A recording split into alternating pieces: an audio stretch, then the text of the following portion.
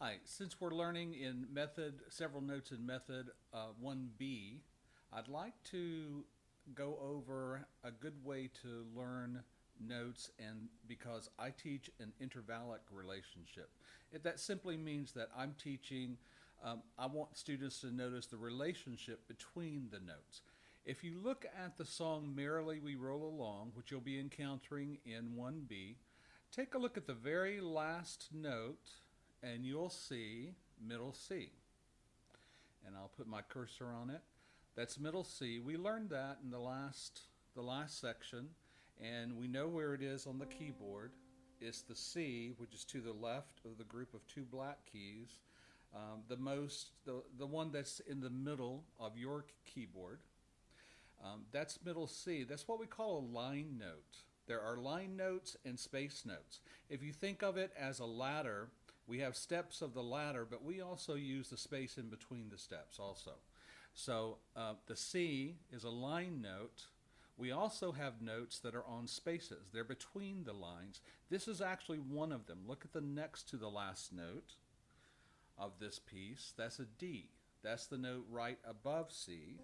So if that's middle C, that's D. So this is a space note. The next note up is a line note. So the notes go line, space, line, space, line, space, line, space. Whether they're inside the staff or whether they're hanging below it or whether they're above the staff. And yes, we'll get to all of those. Same thing with the bass clef. This song just happens to be all in the treble clef, which is the right hand.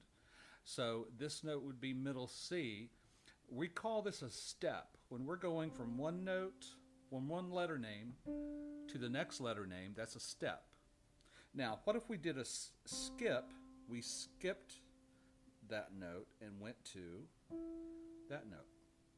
That would be a skip. Those are always, this is a little tip, those are always either line to line or space to space. Let's take a look at one. The very first note here is on the first actual line of the staff.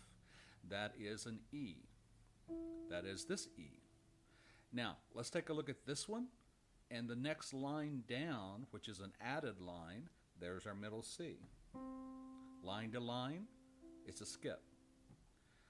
Line to space, we're not skipping, it's a step. So that's a D. Space to line to space, let's go from here, the middle C, to the D. We're not skipping, we're stepping, right? So that's the next letter name up. And from here to here, this is a space to line. When it's space to line or line to space, those are steps, the very next note. Now, if it's line to line or space to space, it's a skip. Whether you're going up or down, that's a skip. Line to line, space to space on the staff is a skip.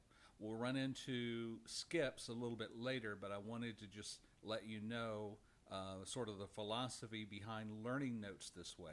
When you can learn notes this way, you don't have to keep going by our little tricks, like for spaces in the treble clef, F, A, C, E.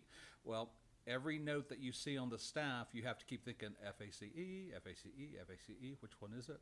And same thing on the bass clef. I also teach this a little trick for the spaces on the bass clef. All cows eat grass. A, C, E, G. But it's difficult to do every note. These pieces are sort of easy. There's not a lot of notes, but later on you're going to have both staves full of notes, and we have to look at notes in relationship to each other. Is this a line to line? Is this a line to space? Is this a space to space? That helps us get to know notes and get to know music quickly because it allows us to view and grab notes by the group, not individual notes by itself as we play. If you have any questions on this, please shoot me a message. Thanks.